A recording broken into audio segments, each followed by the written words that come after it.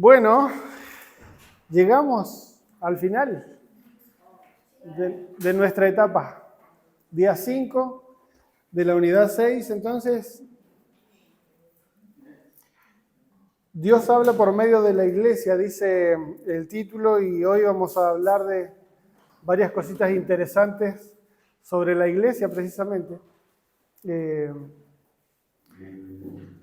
Bueno, que es un tema obviamente muy amplio, ¿no? Pero vamos a tratar de ponerlo en el contexto de lo que estamos aprendiendo. Antes de seguir, ¿por qué no leemos nuestro versículo para memorizar por última vez? Era Juan 5:19, ¿cierto? ¿Lo decimos todos juntos?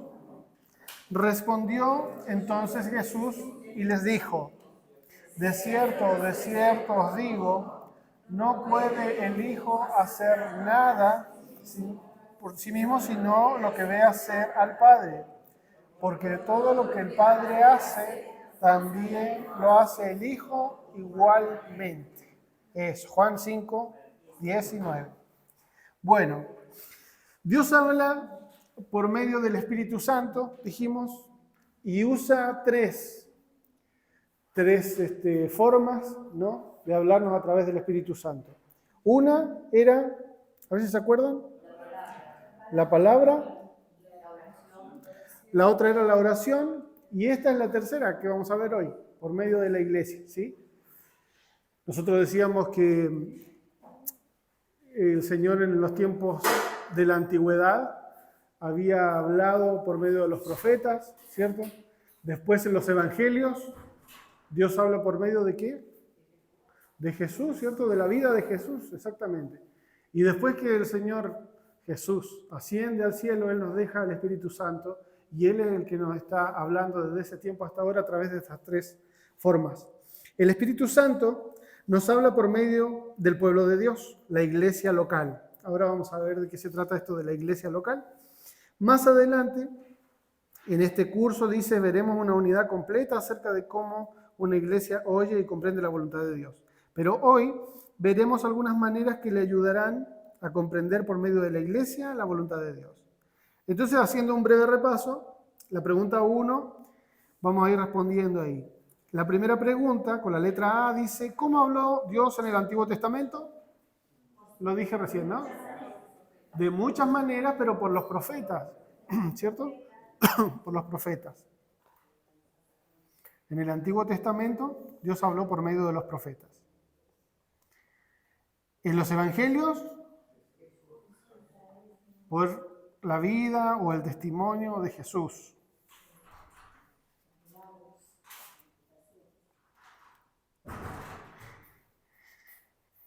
En la tercera, que es la letra C, ¿cómo habla Dios desde los Hechos, desde el libro de Hechos hacia adelante? O sea, de que se derramó el Espíritu Santo hasta hoy. Por el Espíritu Santo, claro. Era lo que decíamos hace un ratito, ¿no?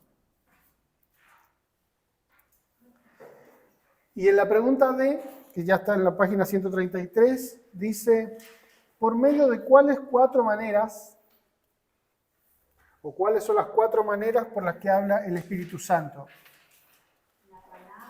La Biblia, que es la palabra, ¿cierto? Esa es una. La oración es otra. La iglesia y las circunstancias. Cualquier orden de esos, no importa.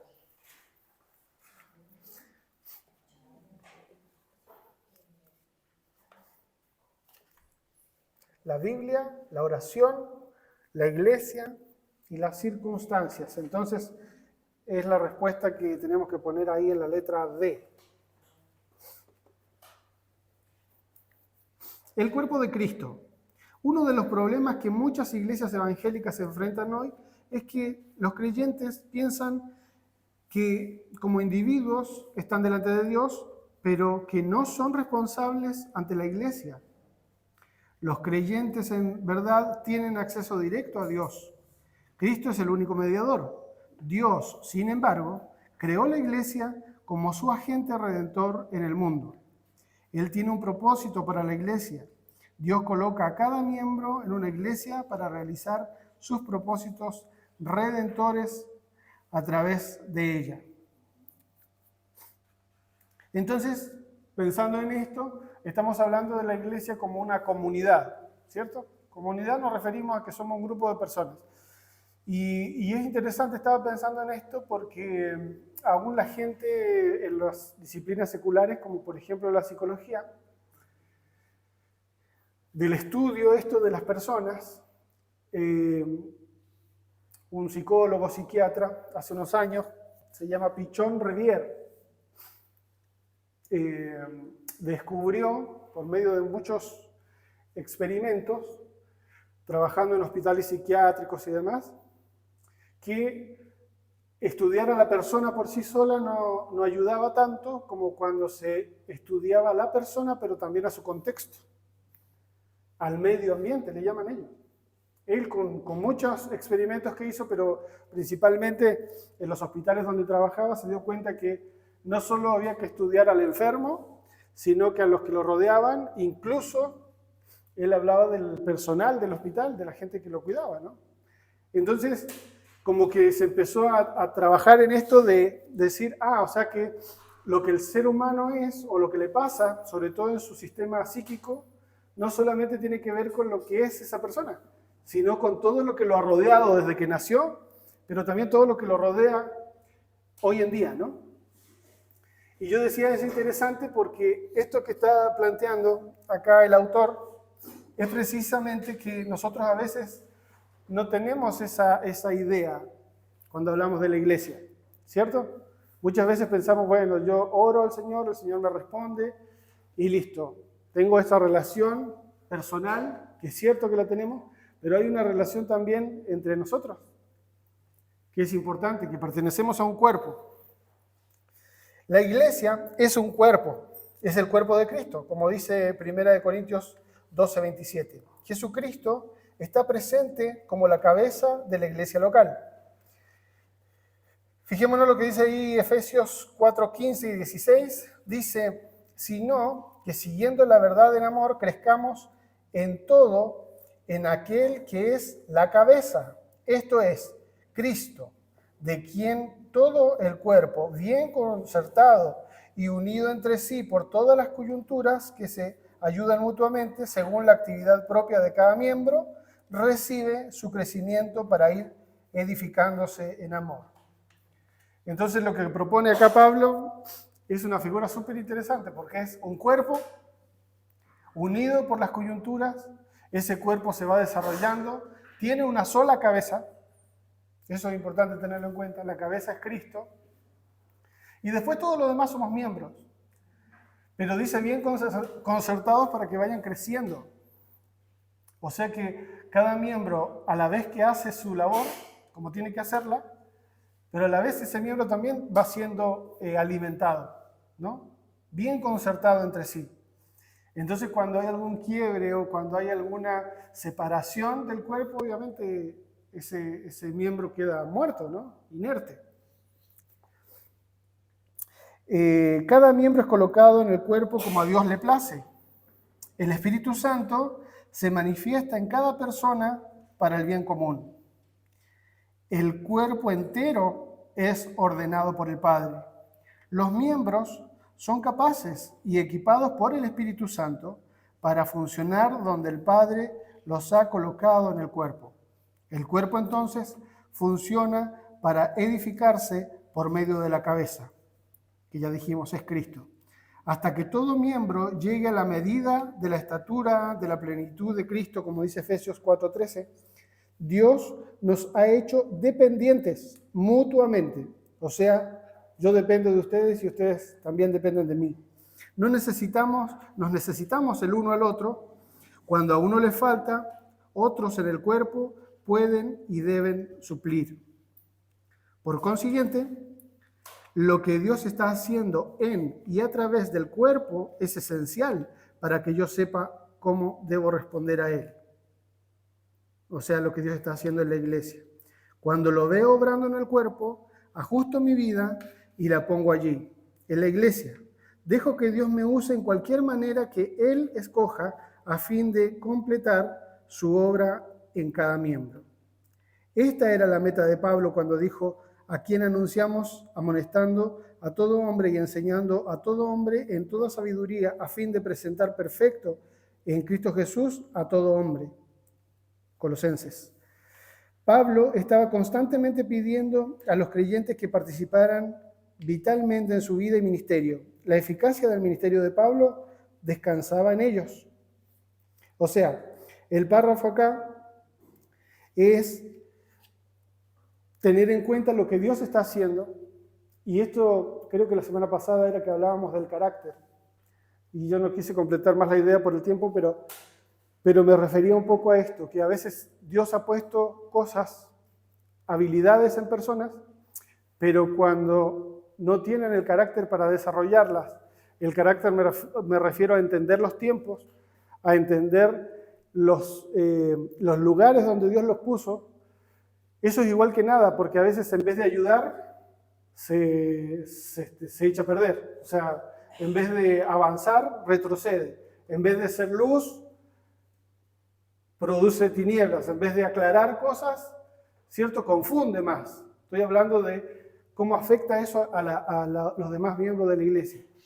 Entonces, Dios nos da la oportunidad de hacer algo, pero eso nunca va a ir en contra de lo que está haciendo Dios en nuestra iglesia local. Y por eso mismo es que necesitamos entender que como todos somos un cuerpo y todos somos partecitas de ese cuerpo, Dios nos ha llamado a eso. A veces, con respecto a los líderes y sobre todo los pastores, nosotros echamos una carga demasiado grande porque nosotros los ponemos en el lugar de que ellos son la cabeza y ellos son los que tienen que ordenar. Entonces, a mí me lo han dicho muchas veces gente que no es cristiana, cuando empezamos a charlar de cosas cosas de la Biblia o preguntas que tienen, y me preguntan si yo soy pastor.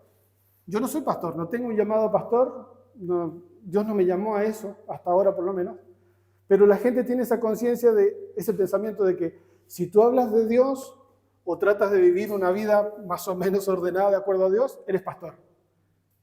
Como que esa es responsabilidad del pastor. El resto de la iglesia no lo ven así. No sé si me entienden lo que quiero decir. Y en realidad eso es porque a veces nosotros mismos hemos hecho eso. No, bueno, que lo haga el pastor. No, bueno, esto tiene que hacerlo, o que él lo ordene, o que él mismo lo haga. Pero en realidad cuando nosotros vemos que la iglesia completa, todos somos un cuerpo, y el pastor es una parte de ese cuerpo, y nosotros también, nosotros pensamos entonces en la comunidad y decimos, bueno, ¿dónde Dios me puede usar? ¿Se necesita que haga esto? Genial, lo hago. ¿Necesito que hagan esto otro? Que haga esto otro, lo voy a hacer también. Ahora, esas cosas, más adelante lo vamos a ver también, no tienen mucho que ver, o no tienen siempre que ver con el llamado. ¿Vieron que se habla mucho de esto? El llamado. Yo tengo el llamado a hacer esto. Casi nadie tiene el llamado a hacer cosas como, por ejemplo, hacer el aseo del baño, no sé, o abrir la puerta, o ese tipo de cosas. Los llamados casi no existen para eso. Sí, muchos piensan que el llamado es predicar o cantar, ¿no? Y a veces no tiene que ver con eso las cosas que nosotros podemos hacer en la iglesia. Ahora en un ratito lo vamos a ver. Pero vamos a la pregunta número 2, que dice, lea 1 Corintios, ahora lo vamos a leer, 1 Corintios 12, del 7 al 31. A ver si alguien me puede ayudar por ahí, lo leemos, para que podamos responder las preguntas que siguen ahí. 1 Corintios 12, del versículo 7 al 31. Con voz fuerte nomás, el que lo encuentre, sin vergüenza.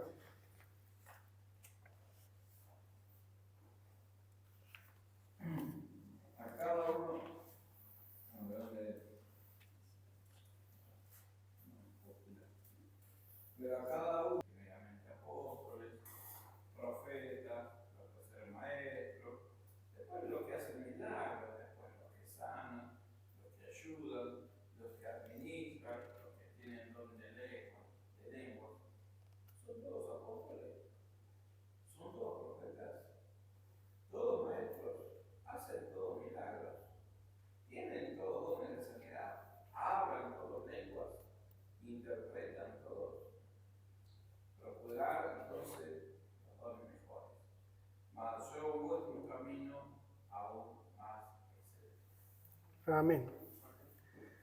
Entonces, de acuerdo a todo lo que leímos ahí, ¿qué palabra es o qué concepto es el que más se repite en todo lo que estuvo leyendo ahí el pastor? Miembros y cuerpo, ¿cierto? Miembros y cuerpo, miembros y cuerpo. Dice la pregunta que está en la A: Pablo se dirigió a los creyentes en una iglesia local. Según esto que estuvimos viendo, ¿qué es una iglesia local? El cuerpo de Cristo. Así que pónganlo ahí, el cuerpo de Cristo. Entonces no es que hay muchos cuerpos, hay un cuerpo de Cristo, nada más. Es como que esto, nosotros por ejemplo decimos, estamos juntos, somos el cuerpo de Cristo, que en realidad lo miramos a nivel mundial y somos miembros del cuerpo de Cristo, somos un pedacito. Claro, y de hecho yo acá le puse, pero para comentarlo con ustedes, el cuerpo de Cristo focalizado en un área y en una congregación específica. Porque nosotros estamos hablando, por ejemplo, acá de nuestra iglesia, ¿cierto? Génesis. Pero la iglesia de la 736 también es el cuerpo de Cristo. Y la de la 10, y la de, no sé los otros nombres, la 18. Ahora, nosotros nos congregamos en un lugar, ¿cierto? ¿Por qué? Porque tenemos ciertas afinidades, porque está en nuestras familias, porque se nos hace de acuerdo a nuestras experiencias, a nuestras personalidades incluso, formas más cercanas de vivir el Evangelio o énfasis más cercanos, más amigables para nosotros que otros.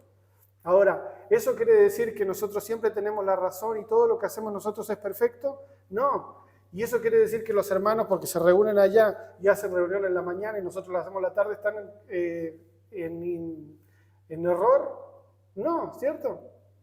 Son diferentes expresiones.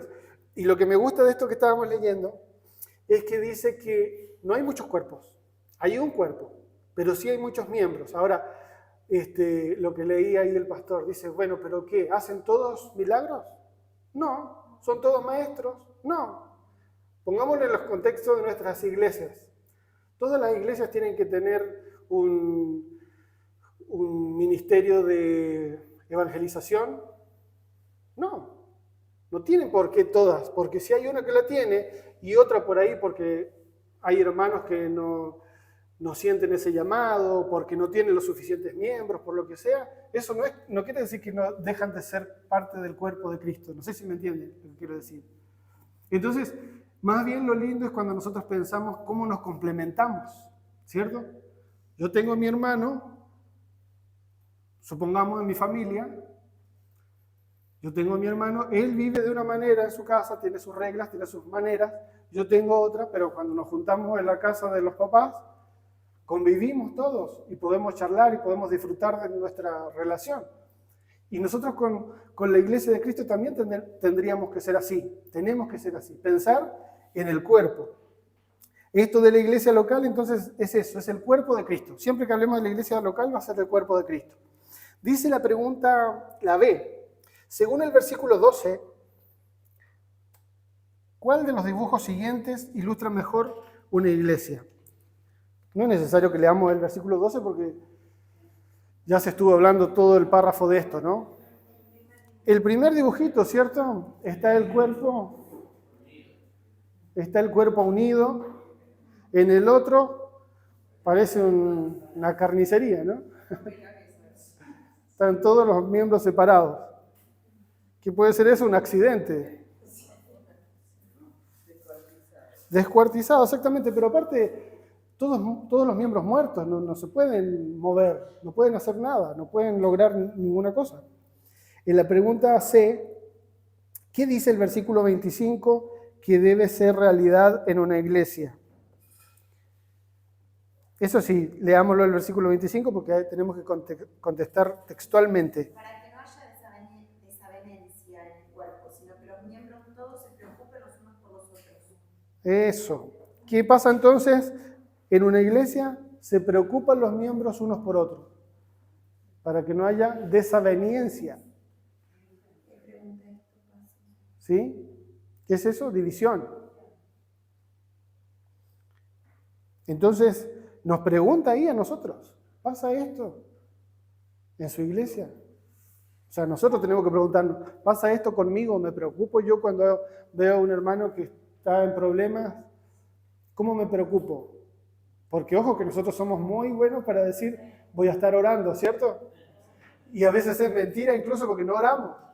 Pero es como la forma fácil de zafar, de como librarnos un poquito la conciencia, de decir, bueno, te dije, es como decir lo siento, pero siento lo que estás pasando, pero el evangélico nosotros decimos vamos a estar orando, ¿no? Un pastor hablaba, ¿no? De que iba a predicar a una iglesia, iba en el auto y atropelló una bicicleta, un hombre en bicicleta.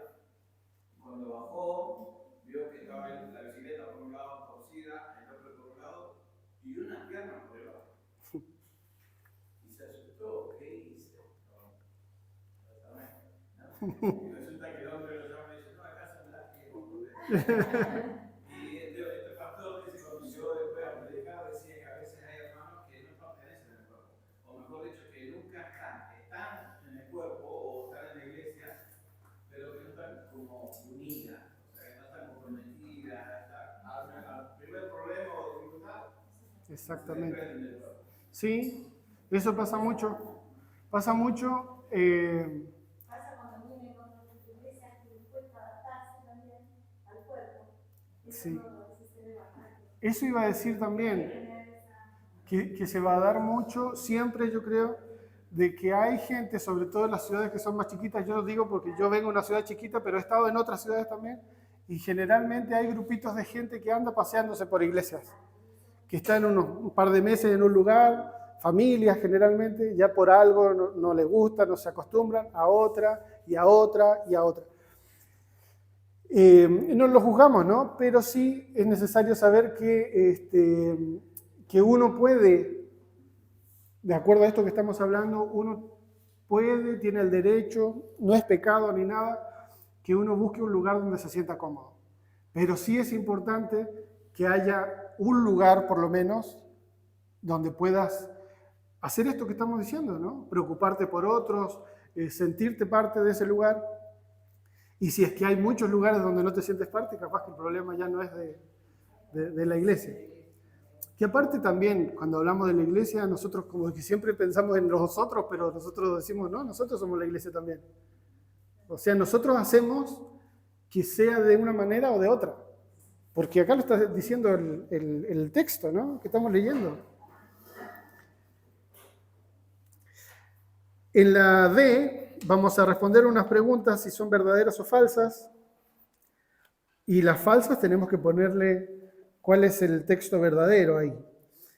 Dice, primera pregunta, la número 1. ¿El cuerpo consta de una sola parte? ¿Verdadero o falso eso? Falso, ¿cierto? ¿Cuál sería la corrección ahí? Que tiene muchos miembros o muchas partes. Estamos en la pregunta 1, ¿cierto? Bien, muchas partes o muchos miembros. La pregunta 2 dice, ¿el pie es parte del cuerpo aunque no es mano? Sí, ¿no? Depende, si son más de 2, es de otro cuerpo. A no ser que sea un 100 pies. La pregunta 3 dice, ¿el oído no es parte del cuerpo porque no es ojo? Falso. Pero entonces, ¿cuál sería la corrección a esa pregunta número 3? Que dice que aunque no es ojo, sí es parte del cuerpo. Por supuesto, tiene su función, ¿no?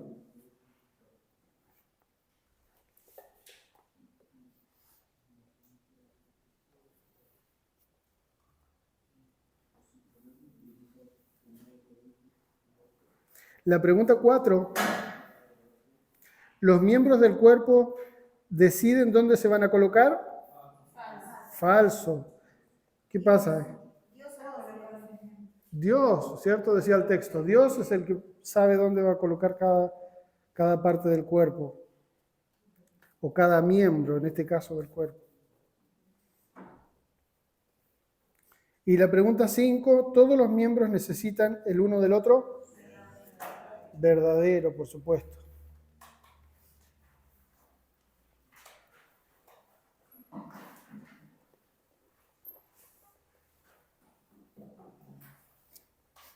Bien, dice, una iglesia local es el cuerpo de Cristo.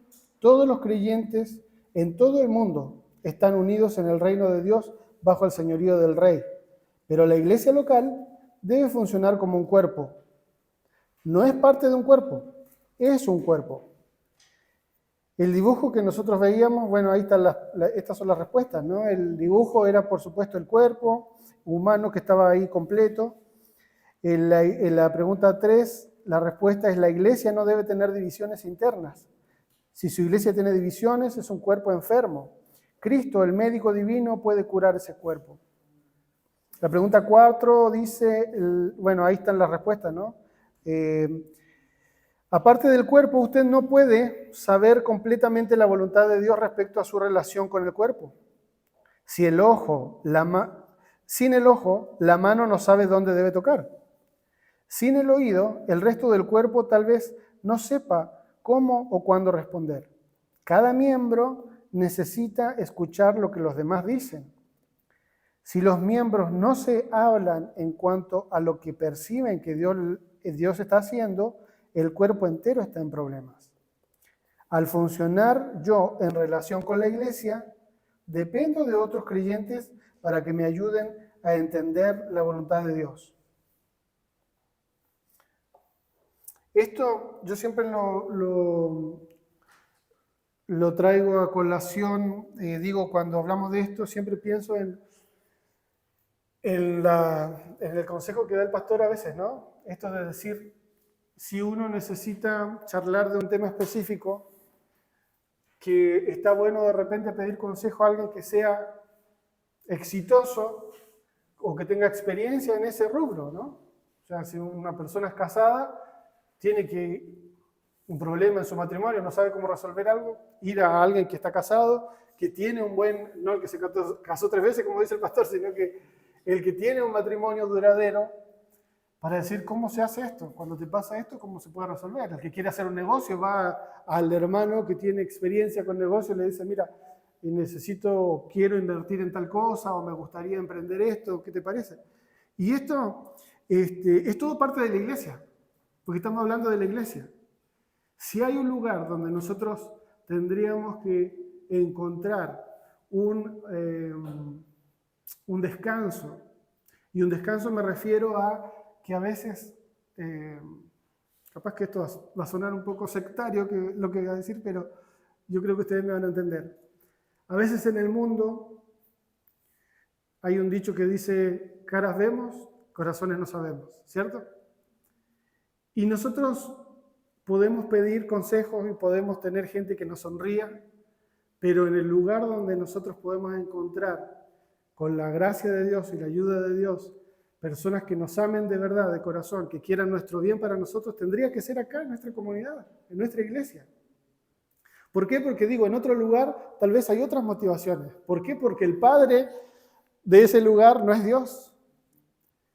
Pero en la iglesia, la cabeza que es Dios, y Él es el que concerta a todos los miembros, cada uno en su lugar, nos puede dar un poquito más de paz para nosotros ir a buscar ahí a veces lo que necesitamos. Acuérdense que estamos estudiando cómo conocer la voluntad de Dios. Entonces de repente, Señor, ¿qué hago? ¿Para dónde voy? Y esto obviamente que no estoy hablando solamente de hacer cosas para trabajos espirituales, digamos, ¿no? Estoy hablando solo de que quiero ir a predicar, le voy a ir a preguntar al hermano. No, estas cosas comunes también, cosas cotidianas, ¿cierto? ¿Sí? Y en esa relación será sincera. La sinceridad en el cuerpo de Cristo es importante. Sí, por supuesto. Tanto como cuando uno expresa abre su corazón, como quien escucha también. Exactamente. ¿No? La lealtad, ¿no? Exacto. La lealtad, a la discreción, ¿cierto? Todas son esas cosas que yo creo que todo eso nace del amor igual. O sea, alguien me da algo que es preciado, que es importante, que es delicado, yo lo cuido. Miren lo que me dio, ¿no? Miren lo que me dijo, lo expongo, no. No, yo sí te ayudo y bueno, entre los dos. Y si quieres añadir a alguien más, bueno, entre los tres. Y oramos y preguntamos y averiguamos. Pero, claro, no hago esto, ¿no? De exponer.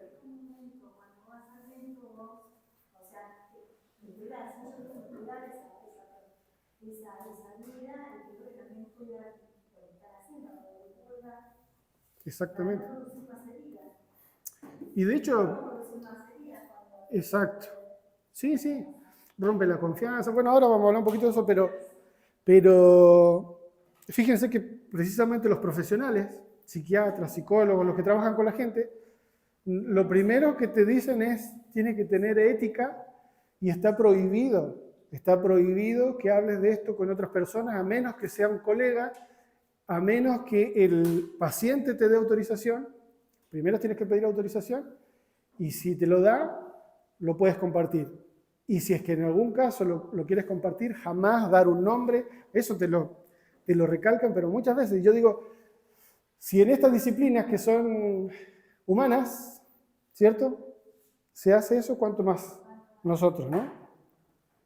En la iglesia, la necesidad no constituye un llamamiento. Sin embargo, la necesidad no puede ignorarse. ¿Qué quiere decir esto? Que a veces cuando hay algo que hacer en la iglesia, cuando estábamos hablando de esto mismo, de las labores que hay que hacer, no necesariamente yo tengo que tener un llamado para hacerlo. Y porque yo lo esté haciendo no quiere decir que yo tenga un llamado. No sé si me explico. Es decir, yo no tengo que sentir que tengo un llamado para hacer tal cosa cuando yo veo que hay necesidad de hacerla y cuando veo que acá en nuestra comunidad se necesita, ¿no? Pero tampoco quiere decir que yo porque lo haga tengo un llamado y no, déjenme acá porque este es mi llamado, entonces no me digan nada más, yo no puedo hacer nada más porque esto es lo que Dios me llamó a hacer. No siempre tiene relación una cosa con la otra. La necesidad hace que a veces hagamos cosas sobre todo nosotros hablamos en comunidades así como la nuestra, o sea, iglesias que son, podríamos decir, medianas, ¿no? Pero hay lugares que son más chiquitos. Y vemos que hay hermanos que el pastor que predica, que recibe la ofrenda, que hace esto, que después va a visitar a los enfermos, que sale a predicar en la calle, que no sé qué, un montón de cosas. Pero eso no quiere decir que él esté llamado a hacer todo eso, sino que simplemente es la necesidad que lo lleva a tener que cumplir esos roles, ¿cierto? Entonces, esto también está bueno tenerlo en cuenta porque a veces nos cerramos mucho y, no sé, pienso en esta situación que seguramente ustedes lo habrán visto en algún momento. Hermano, tienes que hacer esto. Ay, no, pero es que yo no tengo el llamado, yo no sé. Pero hay que hacerlo. Y aunque no tengas el llamado, estás tú ahí y no hay otro que cubra ese lugar, hazlo.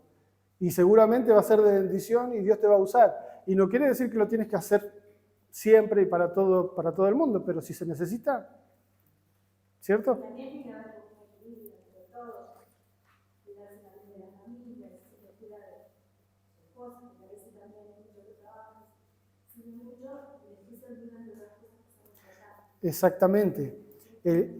Claro, las prioridades tienen mucho que ver ahí porque... Sí, estamos hablando de las cosas sanas, ¿no? La cosa sana, como dice uno por ahí.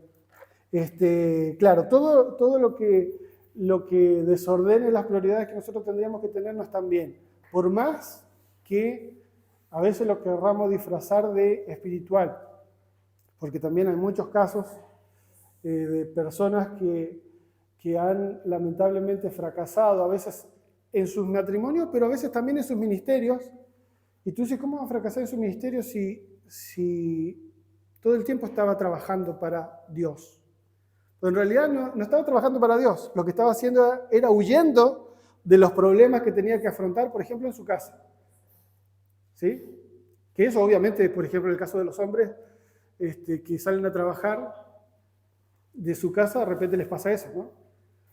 No quieren llegar a su casa más bien. Entonces están buscando una excusa para estar el mayor tiempo afuera. Pero bueno, todas esas cosas vienen de que nosotros estamos buscando la voluntad de Dios, ¿cierto?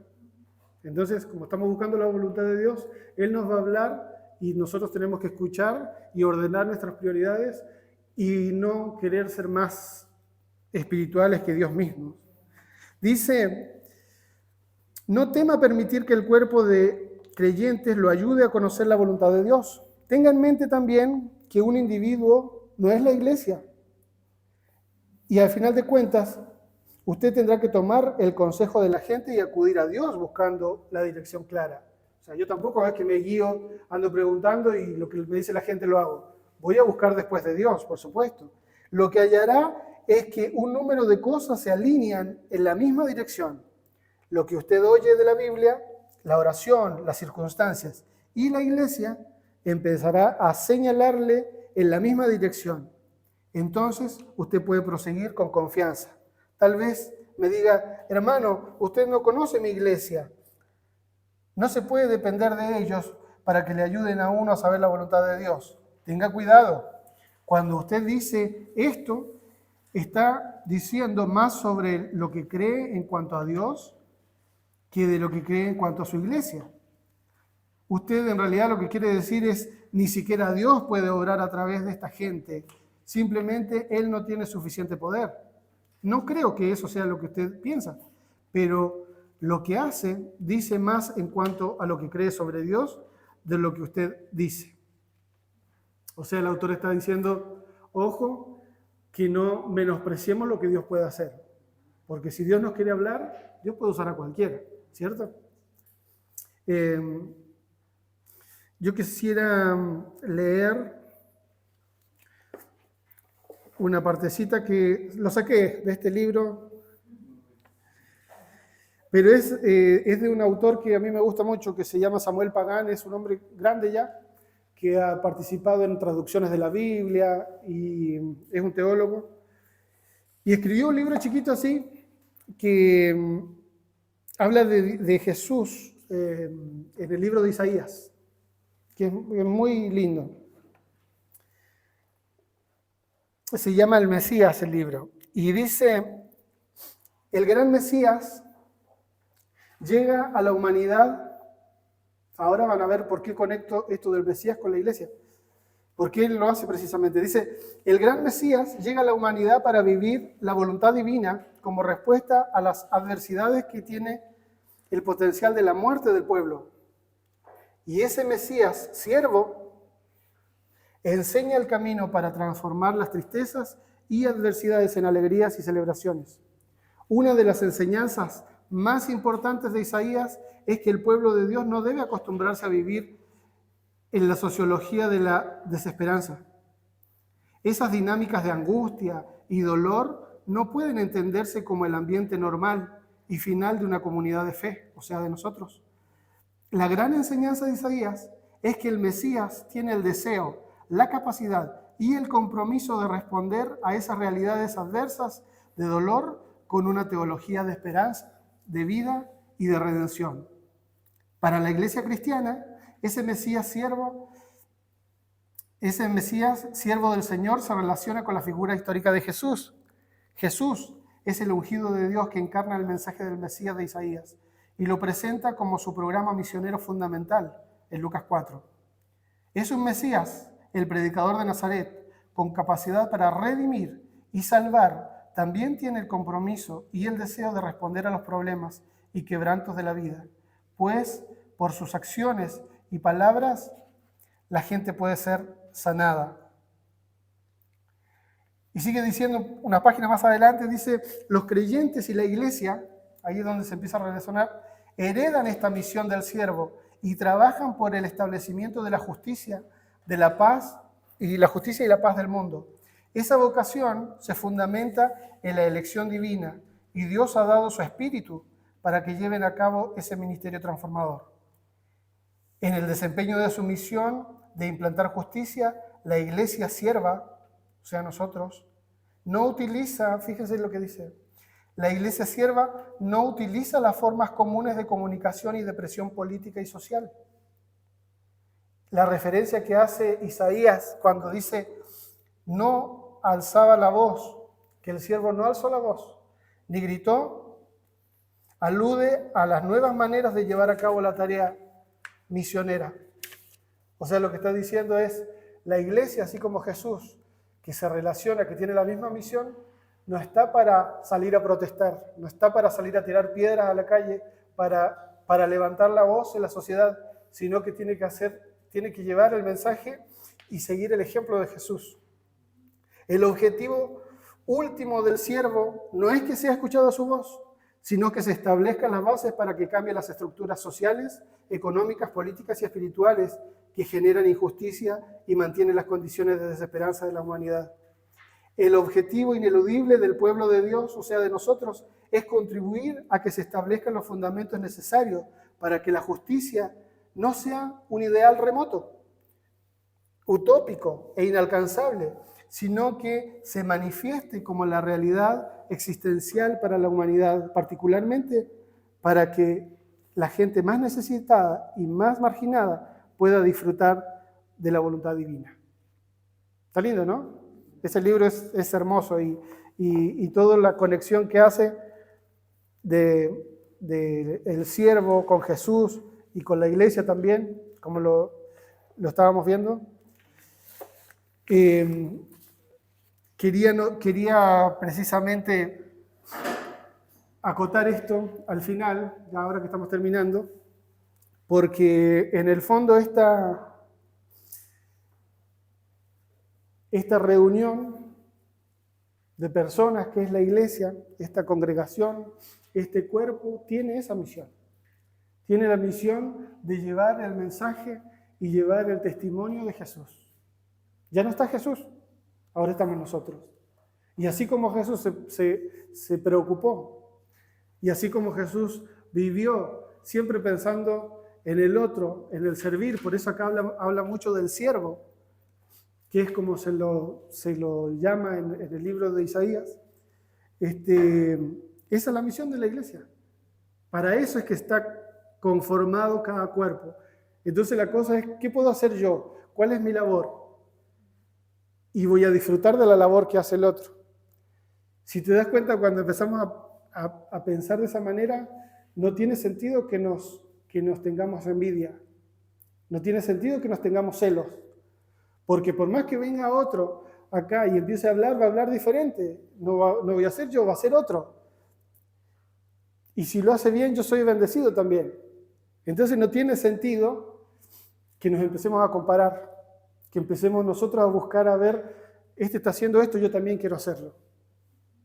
No, Dios nos dio algo a cada uno y eso no es una casualidad, porque dice que Dios es que puso a cada persona en su lugar. Yo me acuerdo una vez, una persona me dijo, cuando yo estaba a cargo del Ministerio de Alabanza, me dijo, ponme a tocar porque si yo no hago algo, me muero, me estanco. Obviamente no lo puse, pero me quedó muchos años eso dando vuelta porque digo, hay tantas cosas para hacer. En realidad lo que quería era una plataforma para que lo vean, porque cosas para hacer hay un montonazo, ¿no? Entonces, esa diferencia entre buscar ser de bendición, en qué puedo yo servir, a ponme acá, en este lugar, porque este lugar es el que yo quiero. No quiero otro, quiero este, más suena a capricho que a ganas de servir. Pero el Señor nos puso así, de siervo. Finalmente, ya para terminar, existen iglesias locales donde a veces los ambientes no son saludables, ¿no? Eso también es cierto, hay que decirlo. Y hablábamos eso hace un ratito, que nosotros tenemos la obligación, potestad, autoridad de nosotros buscar un lugar, pero siempre, como hacíamos hace unas lecciones atrás, buscar en nosotros. Si es que hay algo que nosotros están dando mal. ¿Hay lugares que son tóxicos? Sí. ¿Hay lugares donde se maltrata? Sí. ¿Hay lugares donde se manipula a las personas? Sí. Todo eso es cierto. Pero lo primero que tenemos que hacer nosotros para buscar en el otro o en los otros es buscarnos en nosotros mismos. porque a veces somos nosotros. Y obviamente que siempre es más fácil culpar a los demás, ¿cierto? Bueno, no sé si alguien más tiene algún comentario.